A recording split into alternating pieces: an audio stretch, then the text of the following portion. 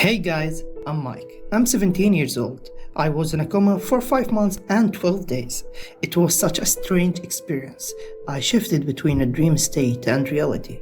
After a while, I could hear what people were saying around me, but I couldn't react. Something incredible happened while I was in the coma. Let me start from the beginning.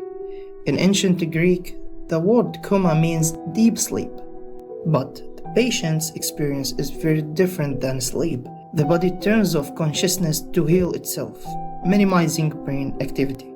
It's kind of like hitting restart on a computer.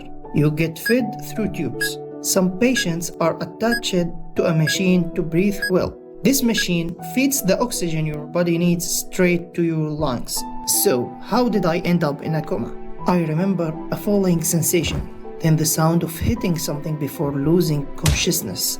Then, I was sucked into a vortex. I spun while falling all the way down. Voices became distant. The worst part, the deeper the vortex took me, the darker it got. Suddenly, the spinning slowed down. I remember thinking, is this what death feels like? Then a deep silence and absolute darkness. Now, I know that was the moment I slipped into the coma. Even though it felt long, it took just 15 or 20 seconds. I remember nothing from the first few months. I don't know how, but one day, I began hearing voices. At first, it was all muffled. Sometimes later, they were normal. I could hear things happening around me, but soon I realized the sad truth. I was still in a coma. Even as part of my brain was awake, I tried opening my eyes, but I couldn't. I wanted to say I can hear you, but I couldn't move my lips at all.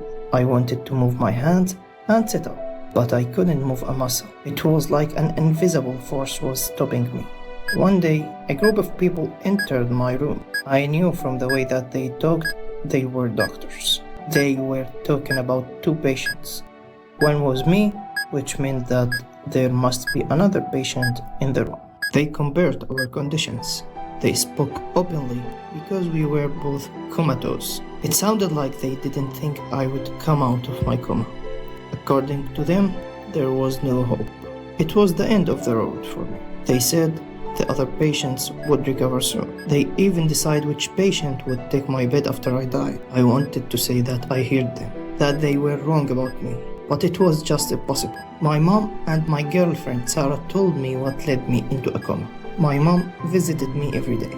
She cries silently while caring for me. She would change my clothes, wash me with a cloth, put lotion on my wet sores. Nobody in the whole world loves you like your mother. That's for sure. She would murmur the same things as she cried. You didn't want to go to camp. I made you go so you would socialize. You just wanted to relax. You didn't want to stay in a tent. I'm responsible for all this. It's my fault. I wish I hadn't made you go. My mom was talking about the camp, but I didn't remember anything. Those memories were gone. Did I go to camp with my friends? What happened there? Did I fall off somewhere? I tried, but I couldn't remember being at a camp or anything that might have happened there. Sarah answered all of these questions for me. One day, I heard her voice. She was right by my side. She was caressing my head. Please forgive me. I stayed away because your mom is so mad at me. I was just too scared, she said. She kept talking like she knew I could hear her, confessing her sins.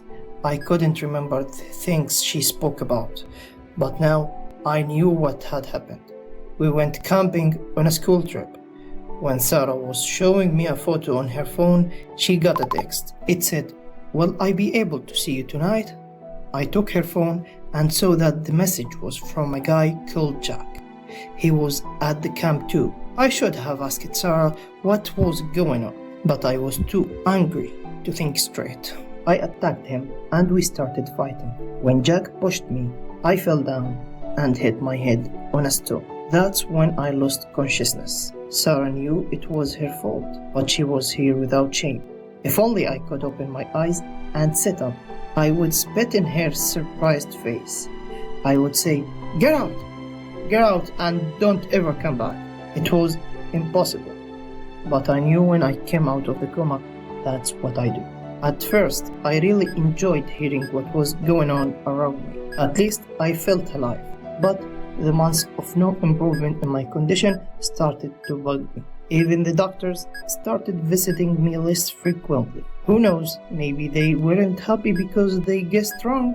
I wasn't dead, and the other patient was still in a coma. One day, while I was really bored, I overheard a weird conversation. I would never hear anyone visiting the other patient. Now, there was a man and a woman on that side. The man said, "I'm bringing the money back to your place tomorrow." I thought I could do it, but I can't. She was really mad, speaking through clenched teeth. "Nathan, you promised me.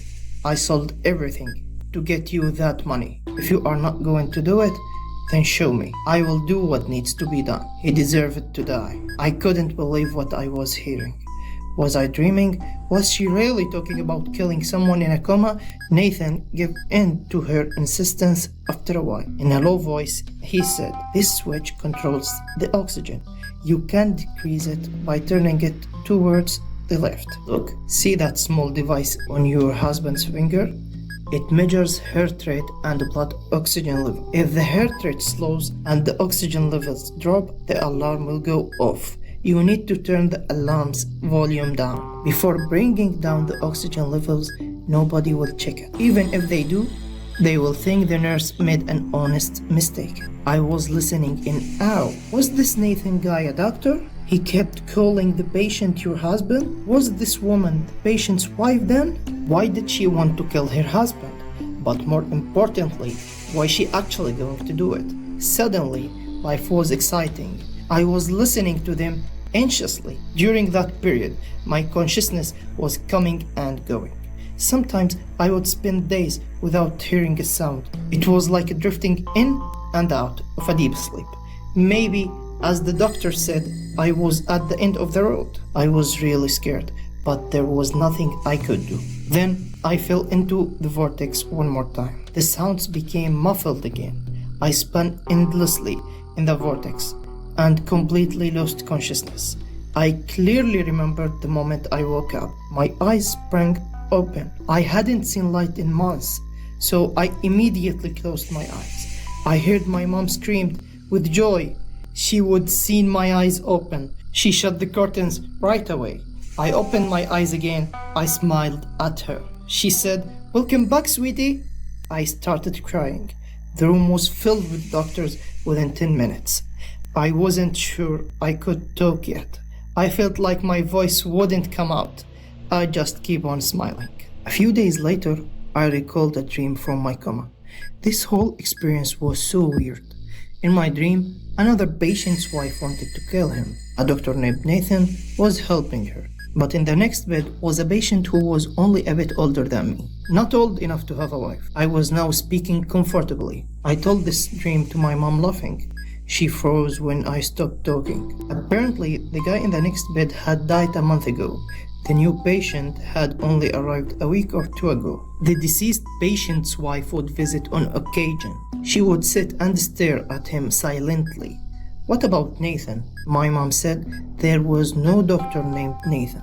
But oddly so, there was a caregiver with that name. My mom couldn't help herself, and she told the hospital directorate about this. This wasn't good for the hospital, of course. They said they would look into it, but they didn't do anything. They didn't even come to talk to me.